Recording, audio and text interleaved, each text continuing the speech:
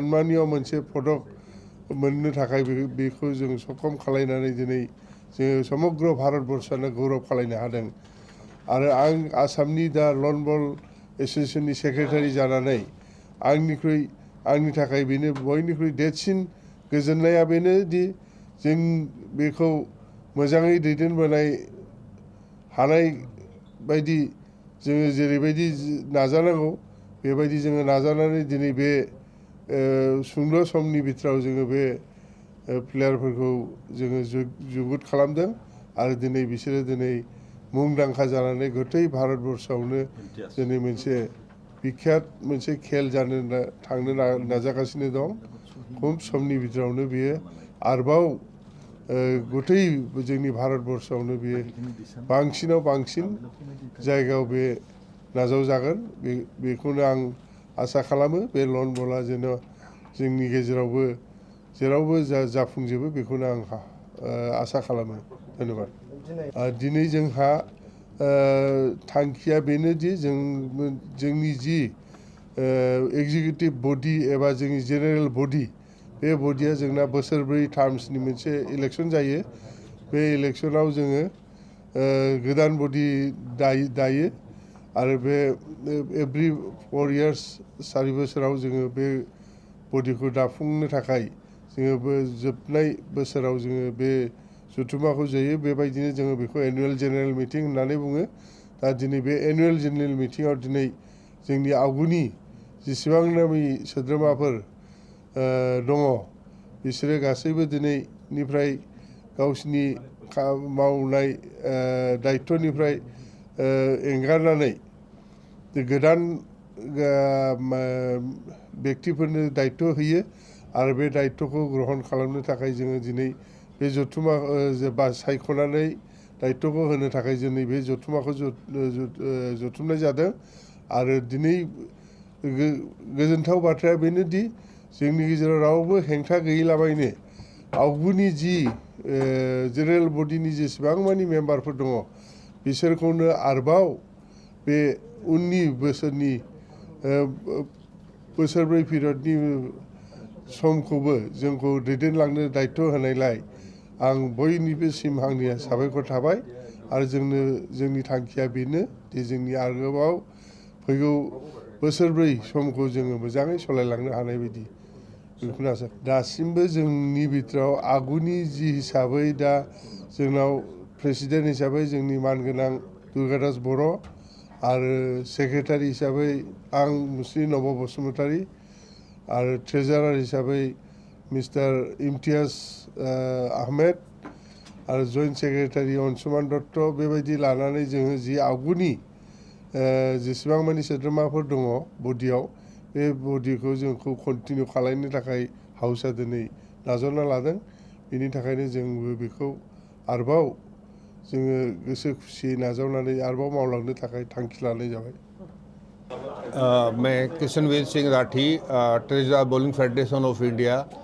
आज Assam bowling association की annual general meeting में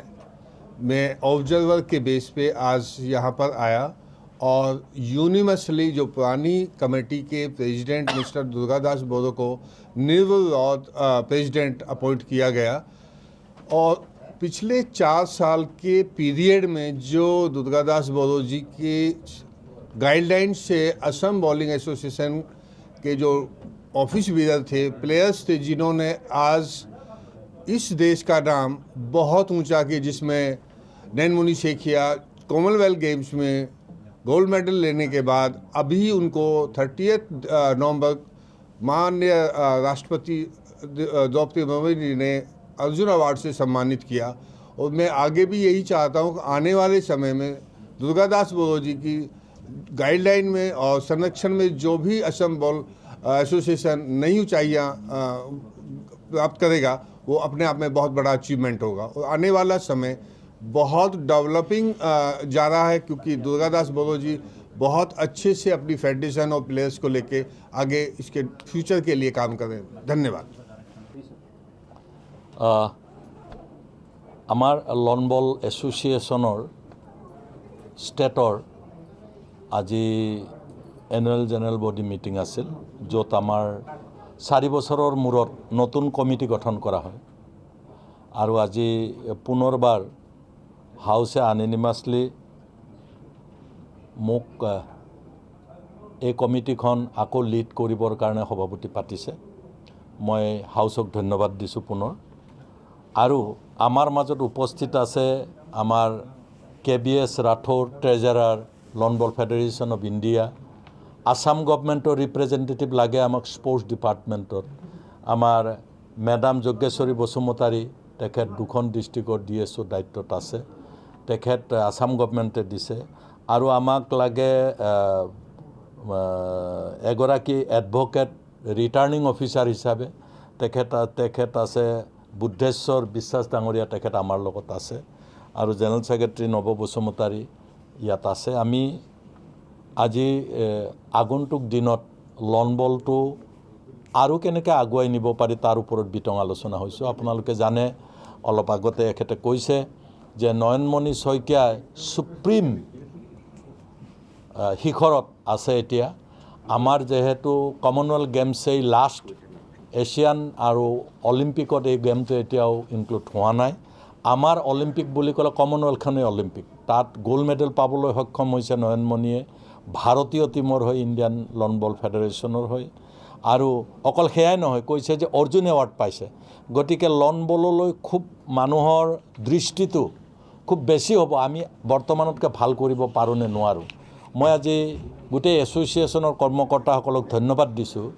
এই গেমটোত প্ৰফেশ্যনেলিজিম আনিবৰ কাৰণে, চব গেমে প্ৰফেশ্যনেলিজিম হৈছে, আনিবৰ কাৰণে বিস্তৃতভাৱে আলোচনা হৈছে। আৰু কেনেকৈ প্ৰফেশ্যনেলিজিম আনিব পাৰে তাৰ কাৰণে এখন উপসমিতি গঠন কৰাৰ কথাও আমি ভাবিছোঁ। এনে নৰ্মেলি এটা এছ'চিয়েশ্যন বা ফেডাৰেশ্যনৰ যিবিলাক ছাব কমিটি থাকে, আজি অতিৰিক্ত কমিটি এখনো আমি ইয়াৰ পিছত নাম ঘোষণা কৰিম, যে তেওঁলোকে ছিনিয়ৰ যিবিলাক মেম্বাৰ্ছ আছে আমাৰ, তেওঁলোকৰ দ্বাৰা যে কেনেকৈ প্ৰফেশ্যনেলিজিম আনিব পাৰে। আপোনালোকে জানে, এখন লন বল ফিল্ড কৰিবলৈ 1.5 কোটি টকাৰ পৰা 2 কোটি টকা লাগে, য'ত সেইকাৰণে প্ৰেক্টিছৰ কাৰণে আমাৰ ল'ৰা ছোৱালীৰ ফিল্ড কম। ইতিমধ্যে ডাইৰেক্টৰ স্পৰ্টছ অফ আসাম তেওঁ ডিক্লেয়াৰ দিছে 4-5 দিন আগতে, যোৰহাটত যিটো স্পৰ্টছ কমপ্লেক্স আছে তাত এখন লন বল ফিল্ড কৰাটো তেখেতসকলে সিদ্ধান্ত গ্ৰহণ কৰি কাম কাজ আৰম্ভ কৰিছে। আমি বিচাৰিছোঁ লোৱাৰ আসাম খেলুৱৈসকলৰ কাৰণে হয় কোকৰাঝাৰ, নহয় বঙাইগাঁও, এনেকুৱা অঞ্চলত যদি এখন ফিল্ড হয়, তেতিয়াহ'লে লোৱাৰ আসামৰ ল'ৰা ছোৱালীৰ কাৰণে সুবিধা হয়। আপাৰ আসাম, মিডিল আসাম আৰু লোৱাৰ আসাম হৈ যোৱাৰ পিছত আমাৰ পৰিকল্পনাটো কাছাৰ, কৰিমগঞ্জ, হাইলাকান্দি আৰু লখিমপুৰক লৈ যি আমি সেই অঞ্চলটোতো যদি আমি এখন ফিল্ড কৰিব পাৰোঁ, এই 4খন ডিষ্ট্ৰিক্টৰ খেলুৱৈসকলো তাতে খেলিব পাৰে। ইমান খেলুৱৈ বৃদ্ধি হৈছে, আমাৰ মেডেলটো পোৱাৰ লগে লগে গুৰুত্ব বাঢ়িছে, যাৰ কাৰণে আমাৰ দায়িত্ব আৰু কৰ্তব্যও বাঢ়িছে। আৰু খুব চিনচিয়াৰলি আমি কাম কৰিব লাগিব এই গেমটোক আৰু আগুৱাই নিবৰ কাৰণে। सिगाङावनो आं निउस चेनेलनि नोंथांमोनखौ हामबाय होनो। जोबोद गोजोनथाव बाथ्रा बेनोदि जोंनि आसामाव प्रथम 2007निफ्राय लानानै दिनैसिम लन बल होननाय मोनसे गोदान गेम जों बेयाव दिन्थिनो हादों। बेनो जोंनि गौरबनि बाथ्रा। मानो होनब्ला जों बे गुसुं समनि बिथोराव जोङो बेखौ नाजानानै दिनै गोबांथार बेयाव प्रफेशनेल प्लेयार दिहुननो हादों। लोगोसे बेयाव जोंनि गेलेग्रा जेसेबां मानि गथ' गथायफोर, बिसोरखौ जों मोजां ट्रेनिं होनानै नेशनेल आरो इन्टारनेशनेल लेभेलाव गेलेनो थाखाय जोङो जग्य खालामनो हादों। बेल' नङा, जोङो थांनाय कमनवेल्थ गेम्सआव जों गल्ड मेडेल मोननायजों लोगोसे दिनै जोंनि सासे प्लेयारा जोंनि बे आसामनिफ्राय अर्जुन एवार्ड, जे एवार्डआ जोंनि गेलेनाय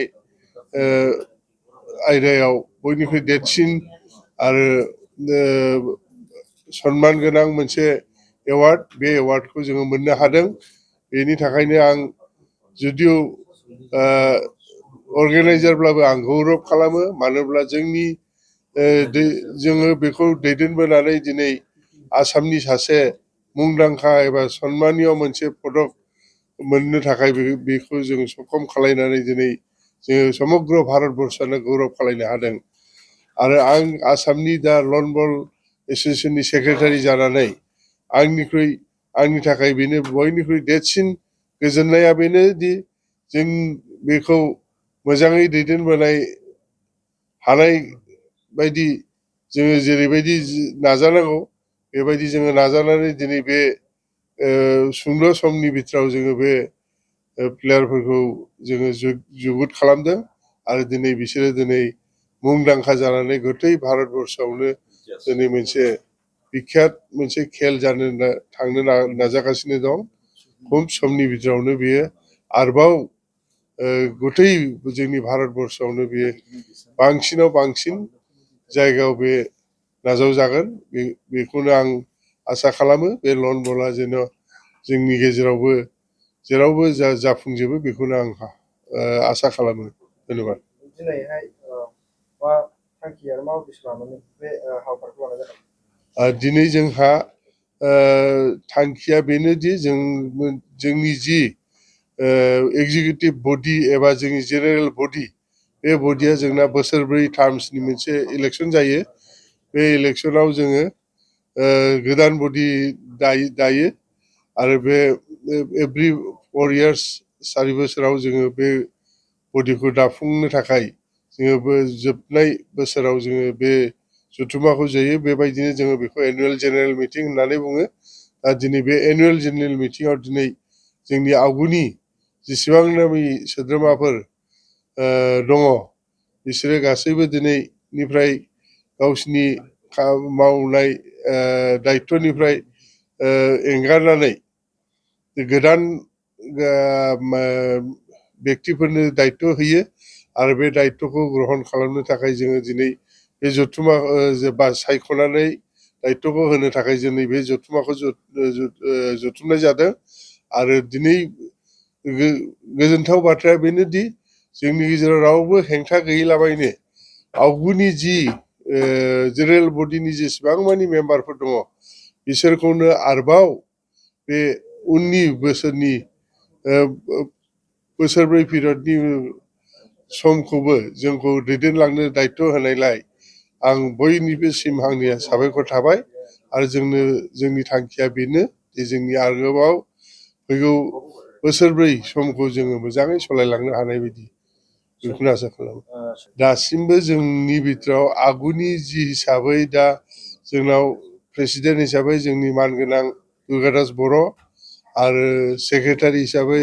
आं मुस्रि नब बसुमतारी आरो ट्रेजारार हिसाबै मिस्टार इम्तियाज आहमेद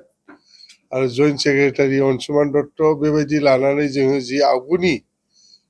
जेसेबां मानि सोद्रोमाफोर दङ बडियाव बे बडिखौ जोंखौ कन्टिनिउ खालामनो थाखाय हाउसआ दिनै नाजावना लादों बेनि थाखायनो जोंबो बेखौ आरोबाव जोङो गोसो खुसियै नाजावनानै आरोबाव मावलांनो थाखाय थांखि लानाय जाबाय